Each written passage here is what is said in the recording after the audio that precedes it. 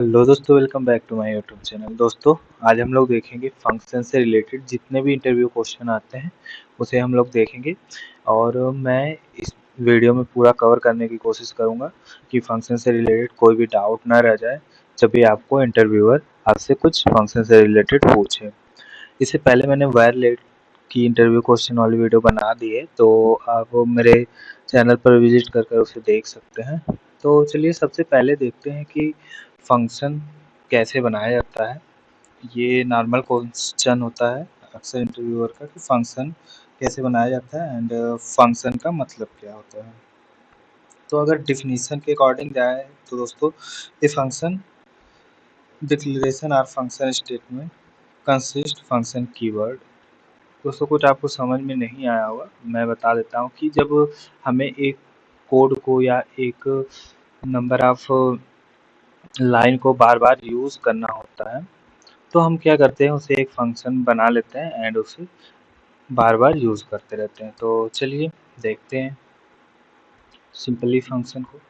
तो यहाँ पर मैं जाऊँगा एंड फंक्शन बनाने के लिए सिंपल सा हमारा फंक्शन एंड उसके बाद हमारा नेम होगा एंड देन पैरामीटर्स होगा।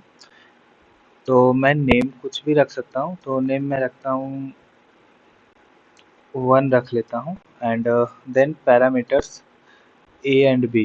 दोस्तों, अक्सर एक क्वेश्चन आता है कि पैरामीटर्स क्या होते हैं फंक्शन में, तो सिंपल सा यही हमारे पैरामीटर्स होते हैं। अब हम इन्हें क्या करेंगे, कुछ ऑपरेशन परफॉर्म कर देते हैं। तो मैं इन्हें रिटर्न कर देता हूँ, रिटर्न करूँगा ए प्लस बी। ओके दोस्तों, ए प्लस बी हम लोग रिटर्न कर देते हैं। देन दोस्तों हम लोग कंसोल करा लेते हैं फंक्शन को, फंक्शन 1 को कंसोल कराऊंगा क्योंकि ये दिखना चाहिए। कंसोल एंड लॉक करेंगे। ओके ओके ओके दोस्तों, एक मिनट, गलती हो रही है यहाँ पे। कंसोल लॉक करेंगे 1 को, 1। ये दोस्तों हमने सिंपल सा फंक्शन को ले लिया है बट यहाँ पर कॉल नहीं किया है, तो हम लोग कॉल करने के लिए डबल पैरेंथेसिस का यूज़ करेंगे। तो यहाँ पर हमारा फंक्शन कॉल हो गया है। अब देखिए दोस्तों, यहाँ पर एक क्वेश्चन और आता है कि what is parameter and what is argument. तो पैरामीटर हमारा जो वैल्यू असाइन करने के लिए लेते हैं वो होता है एंड जो वैल्यू हम लोग यूज़ करते हैं वो होता है हमारा आर्ग्यूमेंट, जैसे 2 एंड 3। तो ये हमारा आर्ग्यूमेंट हो गया। तो यहाँ पर देखिए सिंपल सा 5 आंसर हमारा आ रहा है क्योंकि 2 एंड 3 इक्वल टू 5 होता है। तो यहाँ पर हमारा देखिए कर्सर के पास 5 दिख रहा है। तो ये होता है सिंपल सा एक फंक्शन एंड चलते हैं, आगे बढ़ते हैं। दूसरा क्वेश्चन आता है what is the function expression. तो फंक्शन एक्सप्रेशन सिंपल कुछ भी नहीं होता दोस्तों।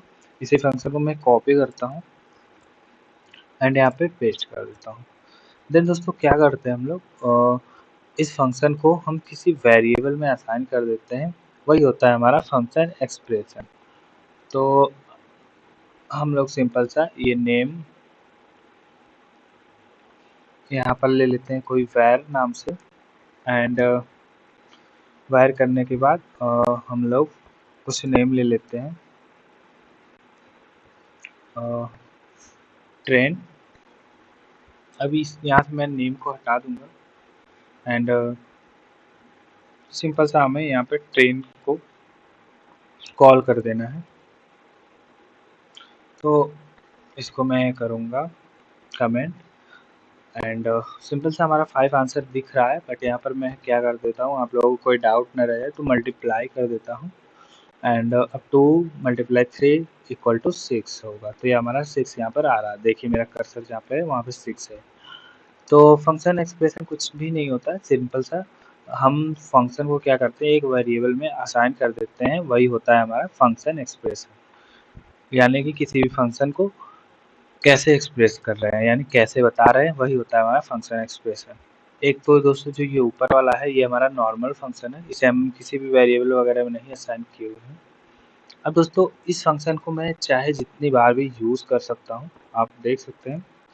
कंट्रोल वी कंट्रोल V करके मैं कॉपी कर ले रहा हूँ और यहाँ पर कोई और वैल्यू दे दे रहा हूँ 6, यहाँ पर 9 दे दे रहा हूँ।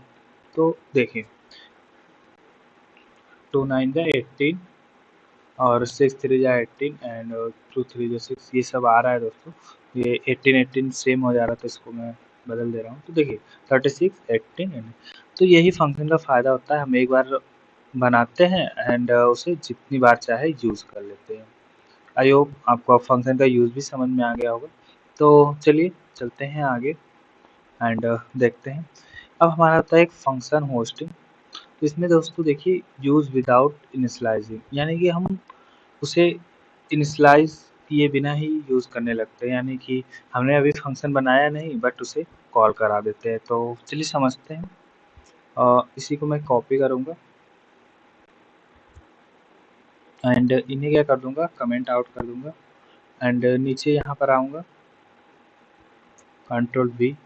तो देखिए दोस्तों यहाँ पर क्या है, हमारा नीचे ये कॉल हो रहा है एंड 2 3 जा 6 दे रहा है एंड 10 मैं कर देता हूँ, चेंज कर देता हूँ, यहाँ पे 30 अब देगा। ये 30 वैल्यू दे रही है। कभी कभी क्या करते हैं हम लोग, हमें ज़रूरत होती है, हम इसे पहले असाइन कर देते हैं, यानी पहले कॉल कर लेते हैं और सिंपल सा।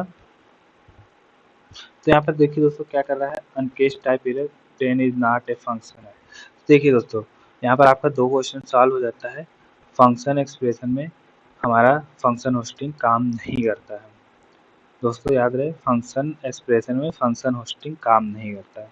हमें होस्टिंग के लिए यूज़ करने के लिए क्या करना होगा, नॉर्मल फंक्शन का यूज़ करना होगा। तो मैं नॉर्मल फंक्शन बना लेता हूँ यहीं पे। ये हमारा नॉर्मल फंक्शन बना एंड इसे हटा देता हूँ।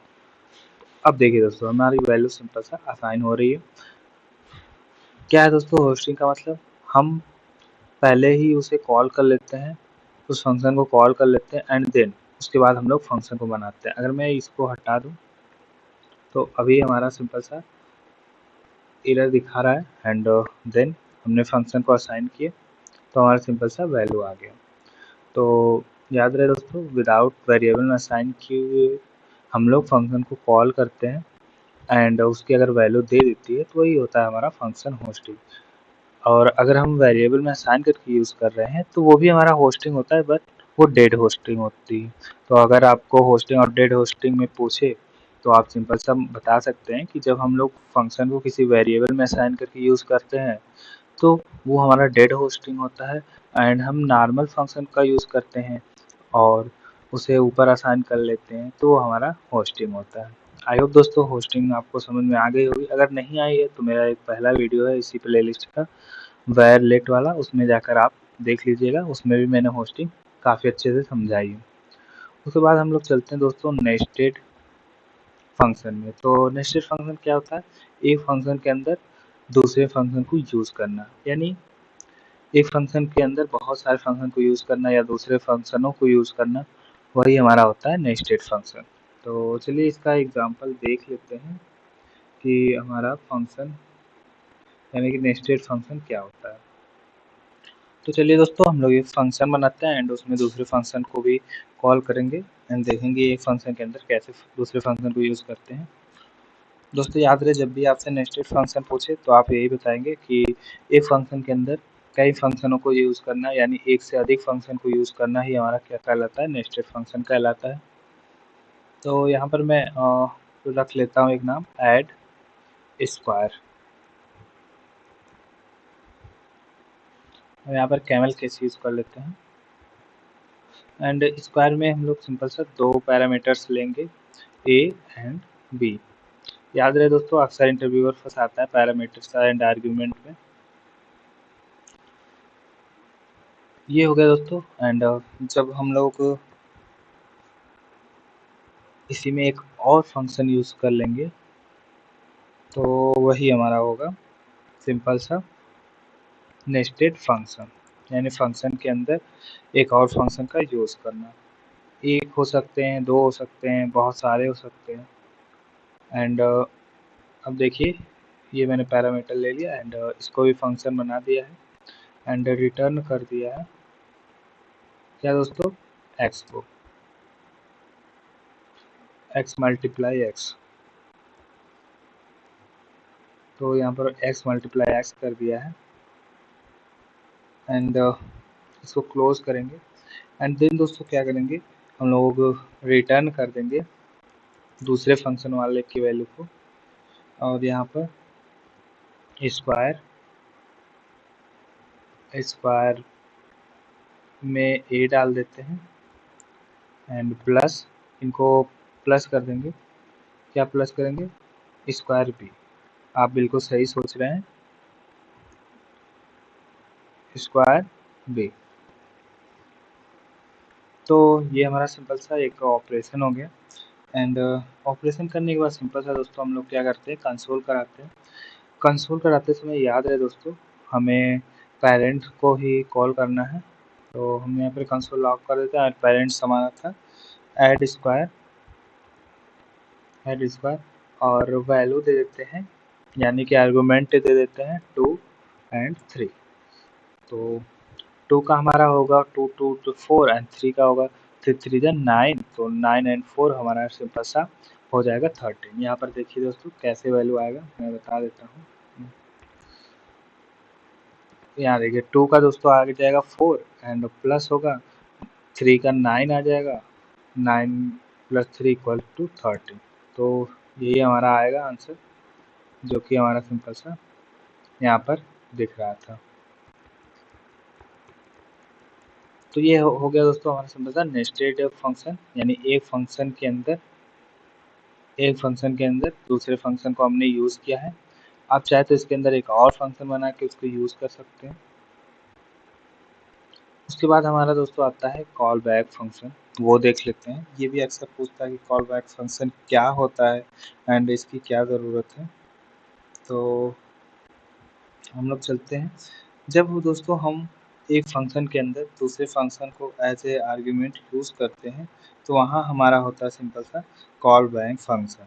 याद है दोस्तों, जब हम लोग एक फंक्शन के अंदर दूसरे फंक्शन को यूज़ करते हैं या पास करते हैं एज ए आर्ग्यूमेंट, तो वही हमारा होता है कॉल बैक फंक्शन। तो चलिए एक एग्जांपल लेते हैं एंड देखते हैं। यहाँ पर सिंपल सा मैं क्या करूँगा, इसे पहले कॉपी कर दूंगा एंड यहाँ पर एक फंक्शन बनाऊंगा जल्दी से। तो थोड़ा सा वेट करिए, कॉन्स्ट नाम से फंक्शन बना देता हूँ एंड कैलकुलेट नाम से फंक्शन बनाऊंगा, कैलकुलेट एंड इसमें दो पैरामीटर ले लूँगा, ए एंड बी। ये हमारा फर्स्ट हो गया एंड उसके बाद हम लोग एक ऑपरेशन नाम का पैरामीटर लेंगे, ऑपरेशन एंड देन दोस्तों हम लोग उसको रिटर्न कर देंगे। रिटर्न क्या करेंगे, ऑपरेशन एंड ऑपरेशन में हमारा सिंपल सा ए एंड बी होगा, ए एंड बी। ये हमारा सिंपल सा हो गया दोस्तों फंक्शन एंड हमने एज ए आर्ग्यूमेंट क्या यूज़ किया है, ऑपरेशन को। तो चलिए आगे देखते हैं। ओके दोस्तों, यहाँ पर एक मिस हम लोग कर रहे थे, उसे यहाँ पर फंक्शन यूज़ नहीं कर रहे थे, तो यहाँ पर फंक्शन होगा। ओके, अब हमारा सब सही है एंड देन आगे चलते हैं एंड एक ऑपरेशन परफॉर्म करते हैं, कॉन्स्ट। ऑपरेशन हमारा सिंपल सा होगा ऐड वाला, तो ऐड ले लेते हैं एंड इक्वल करते हैं। अब इस फंक्शन को कॉल करते हैं क्योंकि हमने एक पैरामीटर एज पैरामीटर लिया है। तो यहाँ पर CALC एंड उसमें क्या करेंगे दोस्तों, सिंपल सा 3 एंड 4 ये हमारा आर्ग्यूमेंट हो गया एंड देन दोस्तों हम लोग एक फंक्शन को बनाएंगे एंड कॉल कर लेंगे। तो यहाँ पर फंक्शन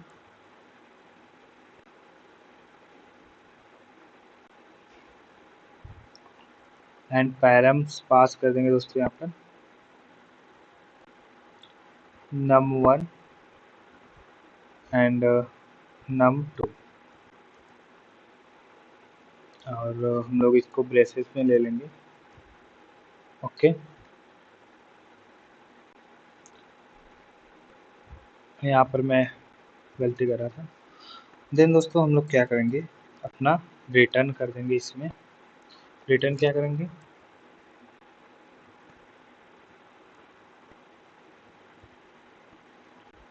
रिटर्न हम लोग सिंपल सा a प्लस बी करेंगे। a plus B.